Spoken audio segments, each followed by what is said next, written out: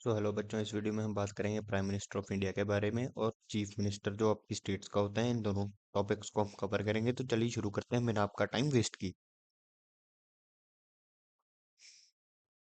असली हेड होता है वो होता है प्राइम मिनिस्टर, यानी कि सारी की सारी जो पावर्स हैं वो कहाँ रहती हैं, प्राइम मिनिस्टर के पास ही रहती हैं।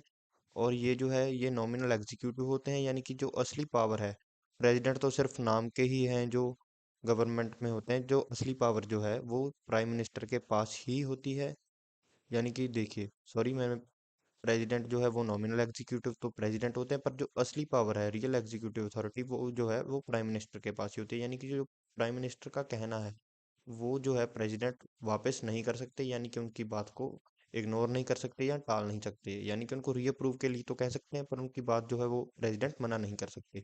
जो पीएम है वो काउंसिल ऑफ मिनिस्टर्स, यानी कि जो सबसे ज्यादा, यानी कि जिनके पास इंपॉर्टेंट इंपॉर्टेंट जो है पोर्टफोलियोज होते हैं, यानी कि बड़े बड़े जो मंत्रालय, जैसे कि हमारे देश में रेलवे, टूरिज्म या आईटी, ये सब, इनको जो मिनिस्टर्स हैं जो कंट्रोल करते हैं, उनको जो पावर है वो भी पीएम देते हैं।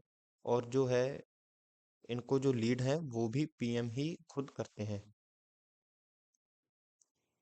अगर हम बात करें जो प्रोविजंस के बारे में प्राइम मिनिस्टर की, इसके रिलेटेड हमारे पास जो कॉन्स्टिट्यूशन में है, तीन जो है इंपॉर्टेंट आर्टिकल्स हैं। आर्टिकल 74, 75 और 78, यही इंपॉर्टेंट है और यही आपको याद करने हैं। आर्टिकल 74 कहता है, president act according to advice of council of ministers headed by prime minister. यानी कि जो प्रेसिडेंट है वो जो है वो अपने फैसले लेते हैं काउंसिल ऑफ मिनिस्टर्स की एडवाइस पे, जिनके जो हेड होते हैं वो पीएम होते हैं। और आर्टिकल 75 कहता है, PM is appointed by president and remains in office as long as they enjoy confidence in Lok Sabha. यानी कि जो प्राइम मिनिस्टर हैं इनको अपॉइंट तो प्रेसिडेंट करते हैं, और ये अपने ऑफिस में तब तक रहते हैं जब तक ये प्राइम मिनिस्टर हैं ये कॉन्फिडेंस एंजॉय करते हैं हमारी लोकसभा में।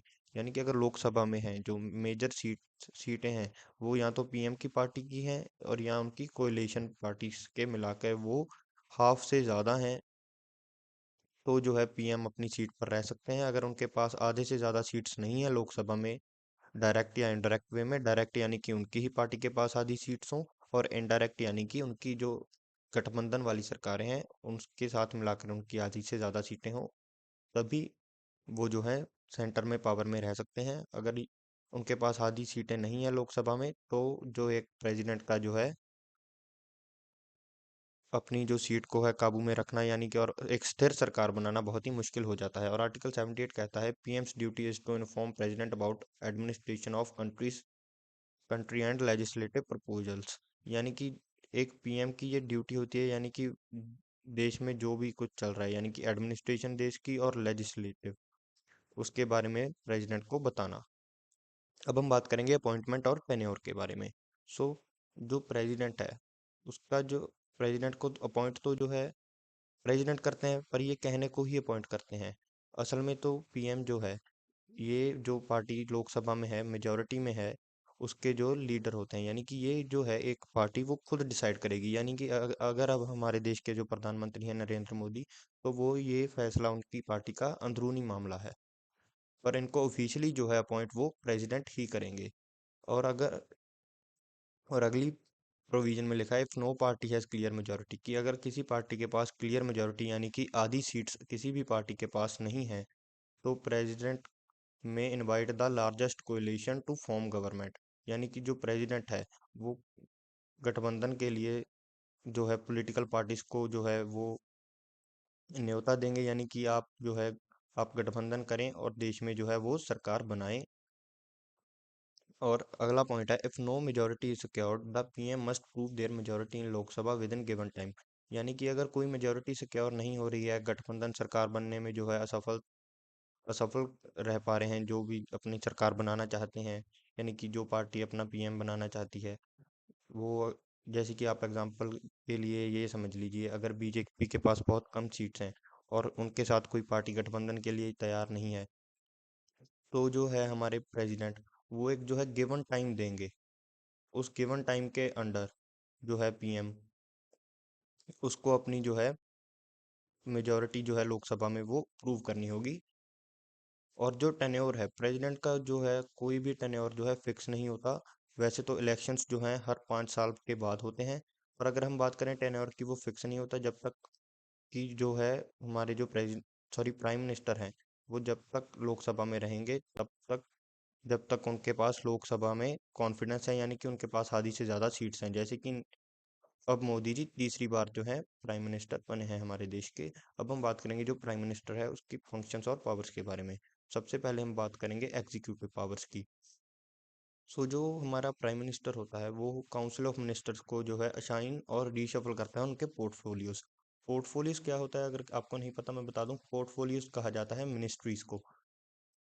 जैसे कि इंफ्रास्ट्रक्चर की मिनिस्ट्री है, रेलवे की मिनिस्ट्री है, या आप कह सकते हैं कि और जैसे कि टूरिज्म की मिनिस्ट्री है। ये सभी पोर्टफोलियो है जो कुछ जीतने वाले एमपीज में से जिनकी ज़्यादा इन्फ्लुएंस होगी पार्टी में, उनको जो है ये बांटे जाते हैं पीएम के द्वारा। और इस और इन्हीं को मिलाकर कहा जाता है काउंसिल ऑफ मिनिस्टर्स। और इसकी पूरी की पूरी पावर जो है वो प्राइम मिनिस्टर के पास होती है, यानी कि प्राइम मिनिस्टर का फैसला होता है कि ये कोई भी पोर्टफोलियो किसी को भी दे सकते हैं, और किसी से भी ये जो है उनका पोर्टफोलियो वापस ले सकते हैं, और किसी को भी दे सकते हैं, और यानी कि किसी को एक्सचेंज भी कर सकते हैं। ये पूरी की पूरी पावर जो है प्राइम मिनिस्टर के पास है। और ये सभी के सभी मंत्रियों को जो है डायरेक्ट करते हैं, सुपरवाइज करते हैं और उनकी मदद करते हैं, यानी कि ये सबके ऊपर नजर रखते हैं। और इनके पास जो है वो पावर भी है, recommend the dismissal of any ministry to the president. और जो प्राइम मिनिस्टर है वो एक लिंक की तरह जो है काम करते हैं मिनिस्ट्रीज के बीच में और जो है प्रेसिडेंट के बीच में। अब हम अगर लेजिस्लेटिव पावर्स की बात करें तो जो है जो एक प्रेसिडेंट, सॉरी, जो प्राइम मिनिस्टर है उनको लीडर ऑफ लोकसभा भी कहा जाता है अगर वो लोकसभा के मेंबर हैं। वरना तो वो राज्यसभा के मेंबर भी जो है वो बन सकते हैं हमारे देश में प्राइम मिनिस्टर। पर अगर वो लोकसभा में से एक सीट जीते हुए हैं, जैसे कि मोदी जी इलेक्शन कंटेस्ट करके लोकसभा से जो है इलेक्शन लड़ रहे हैं, तो अगर वो वहाँ पे मेंबर हैं तो वो जो हैं वो उनको लीडर ऑफ लोकसभा कहा जाएगा। आज के समय में हमारे जो लीडर ऑफ लोकसभा है वो है मोदी जी, और जो लीडर ऑफ ऑपोजिशन है वो है राहुल गांधी। और अगली लेजिस्लेटिव पावर है इनकी, advise the president to someone और डिसॉल्व लोकसभा, यानी कि लोकसभा का जो सेशन है उसको बिठाने के लिए और उसको डिसॉल्व करने के लिए जो रिकमेंडेशन है वो प्राइम मिनिस्टर ही देते हैं।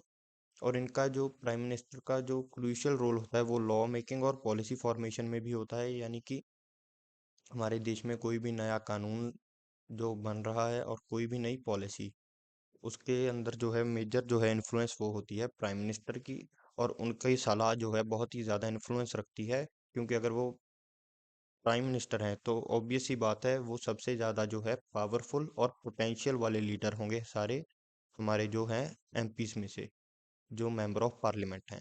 अगर हम बात करें फाइनेंशियल पावर्स की, तो जो हमारे प्राइम मिनिस्टर है वो रूलिंग पार्टी के हेड तो हैं ही, तो वो है जो सारी कंट्रोल करेंगे फाइनेंशियल पॉलिसीज को। और वो ही जो है फाइनेंस मिनिस्टर को जो है अपॉइंट करेंगे, और इसलिए जो है यूनियन बजट में भी उनका जो है बहुत ही बड़ा कंट्रीब्यूशन होता है। अगर हम बात करें डिप्लोमेटिक और फॉरेन अफेयर्स की, तो जो हमारे देश के प्राइम मिनिस्टर है वो ही इंडिया को जो है रिप्रेजेंट करते हैं ग्लोबल लेवल पे।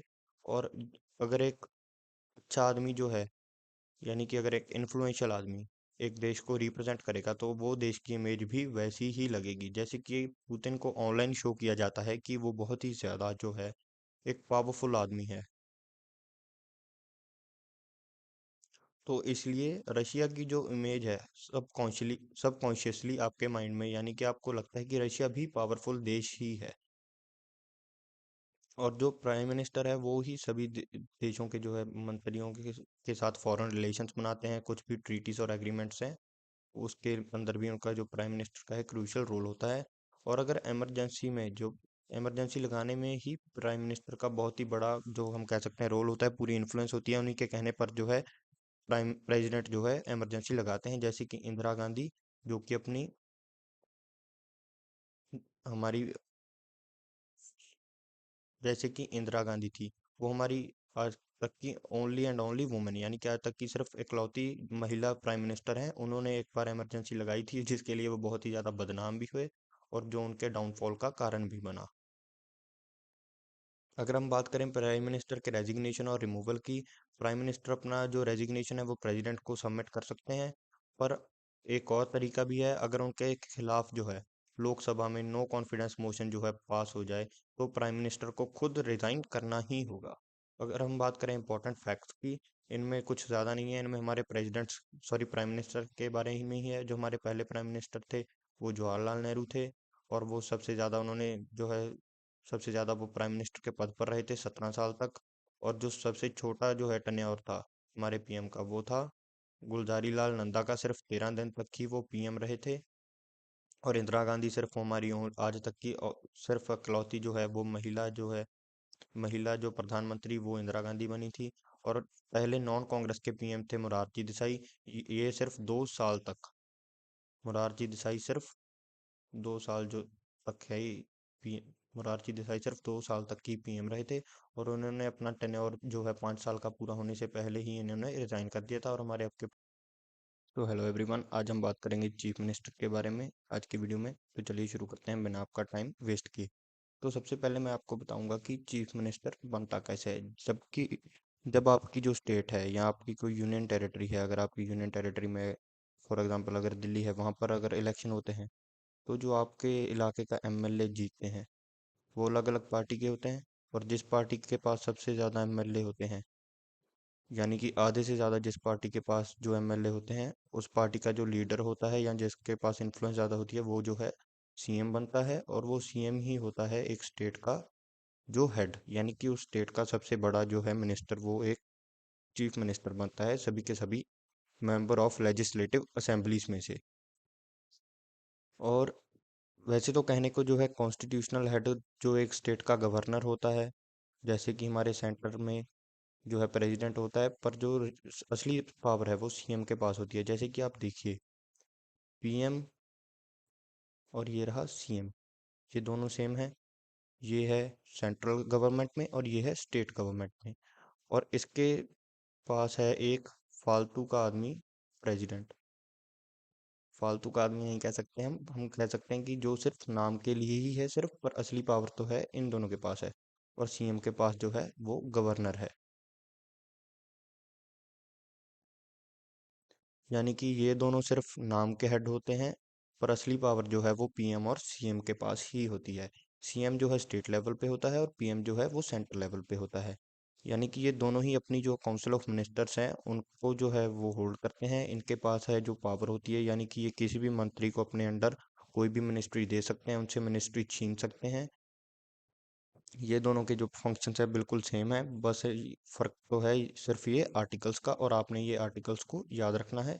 मैं आपको सिर्फ इम्पोर्टेंट आर्टिकल्स ही करवाऊंगा। तो आइए हम अब सीएम के जो इम्पोर्टेंट आर्टिकल्स हैं उनकी बात करते हैं। सबसे पहले article 163, CM advises the governor and is the real head of state executive. यानी कि रियल हेड जो है वो सीएम ही होता है, और ये जो है गवर्नर को एडवाइस देता है। और गवर्नर इसकी एडवाइस को, हम कह सकते हैं गवर्नर इसकी एडवाइस को एक बार के लिए टाल सकता है, इसको रीअप्रूव के लिए कह सकता है, पर इसकी एडवाइस को बिल्कुल जो है खारिज नहीं कर सकता। जैसे कि अगर सीएम चाहता है, जैसे कि गवर्नर के पास जो है एक पावर होती है कि वो किसी की भी सजा जो है वो माफ कर सकते हैं। और वो सजा सीएम किसी की सजा माफ करवानी चाहते हैं और वो गवर्नर को एडवाइस देंगे कि इसको जो है इसकी सजा कम कर दीजिए, और गवर्नर उसकी सजा कम कर देंगे। अगला आर्टिकल है article 164, CM is appointed by governor, minister serve the governor's pleasure. यानी कि जो सीएम है उसको गवर्नर अपॉइंट करता है। यानी कि गवर्नर जो है वो सीएम को अपॉइंट करते हैं जस्ट ऑन पेपर। वैसे तो ये हम कह सकते हैं कि जो एक पॉलिटिकल पार्टी है उसका इंटरनल डिसीजन है। अब है next article, article 166, all executive actions are taken in the governor's name. यानी कि सारे के सारे जो एग्जीक्यूटिव एक्शंस हैं वो सारे के सारे काम गवर्नर के नाम पर ही होते हैं। और आर्टिकल 167 कहता है कि जो भी सीएम कुछ भी अपनी जो स्टेट के लिए कोई भी बड़ा डिसीजन, यानी कि जैसे आप सोचिए कि आपकी जो स्टेट के सीएम है वो आपका जो बिजली का बिल है उसको कम करना चाहते हैं, यानी कि आपको 1 यूनिट मान लीजिए, वैसे मुझे इसके बारे में नॉलेज नहीं है, 1 यूनिट फॉर एग्जांपल आप मान लीजिए आपको 2 रुपए मिल रही है, और आपके जो सीएम है वो इस यूनिट को 1 रुपीज करना चाहते हैं। तो इसके बारे में पहले उनको गवर्नर को समझाना होगा और उनको इन्फॉर्म करना होगा। और अब आते हैं हम सीधा आर्टिकल 174 पे। इसमें लिखा गया है कि CM advices governor on summoning and dissolving the legislative assembly, यानी कि लेजिस्लेटिव असेंबली को बुलाने के लिए और वापस भेजने के लिए जो सीएम है वो गवर्नर को कहते हैं, और गवर्नर ऑर्डर देते हैं आगे। अब हम बात करेंगे आर्टिकल 161 की। ये कहता है governor can grant pardons on CM's advice. ये मैं आपको बता चुका हूँ, यानी कि जो गवर्नर है वो किसी की सजा माफ कर सकते हैं सीएम के कहने पे।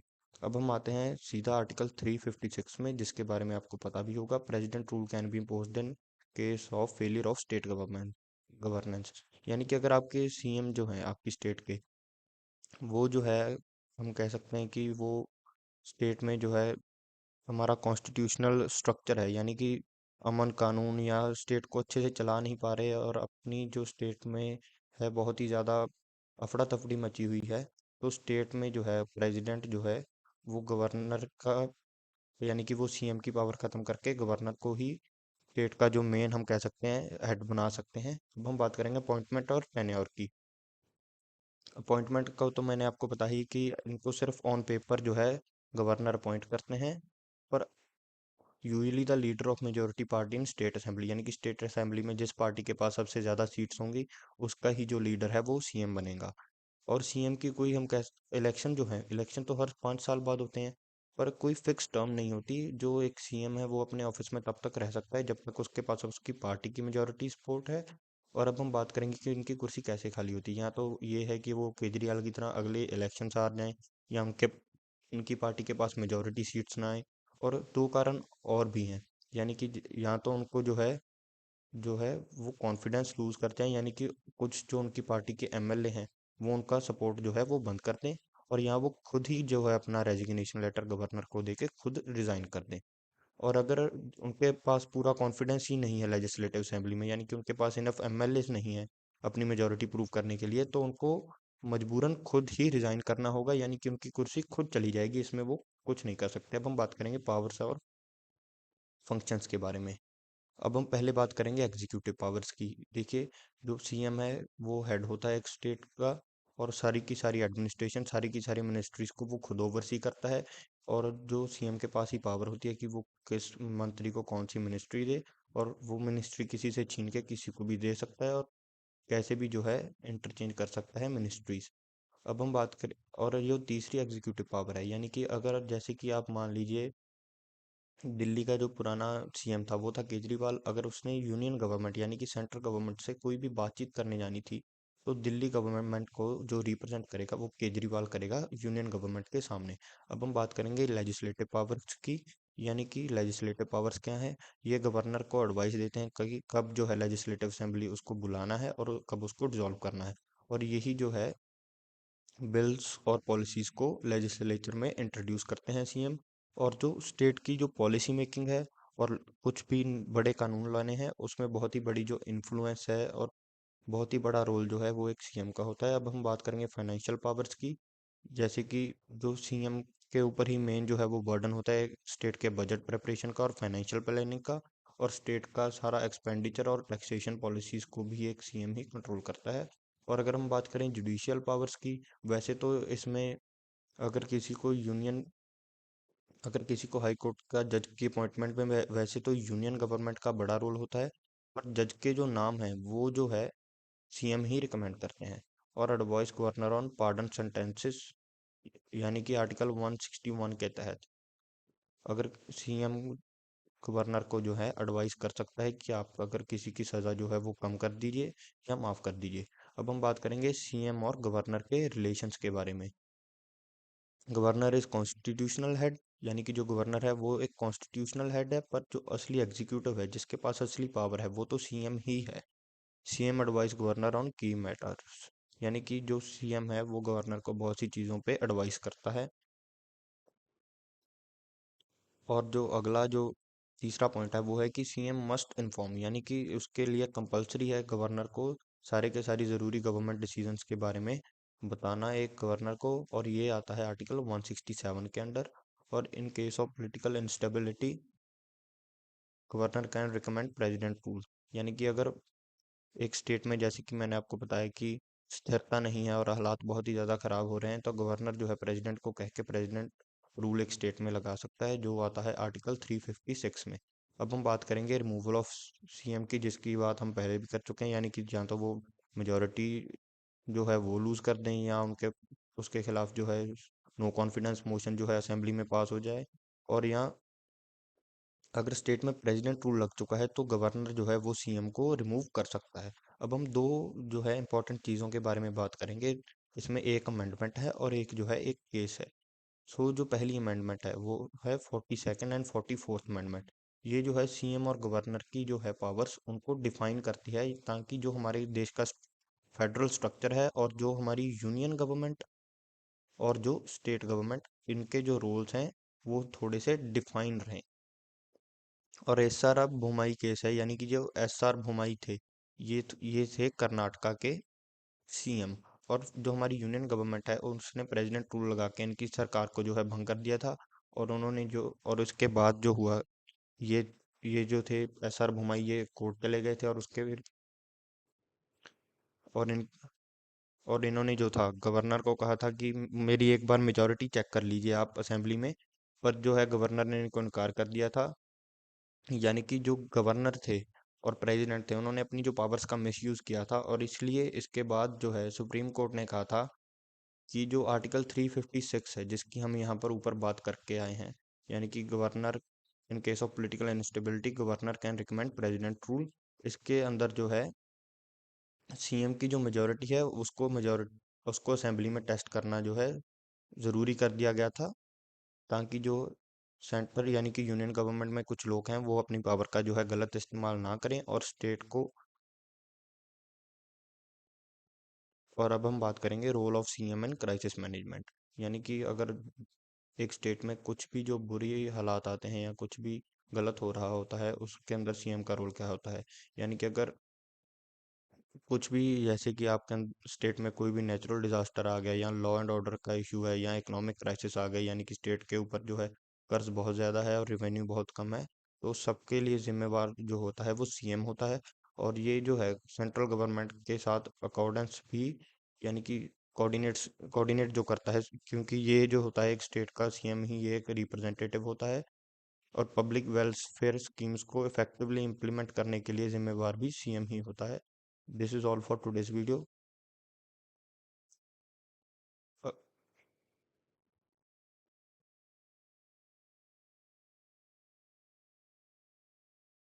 अगर आप वीडियो को यहाँ तक देख रहे हैं तो वीडियो को लाइक करें और चैनल को सब्सक्राइब करें।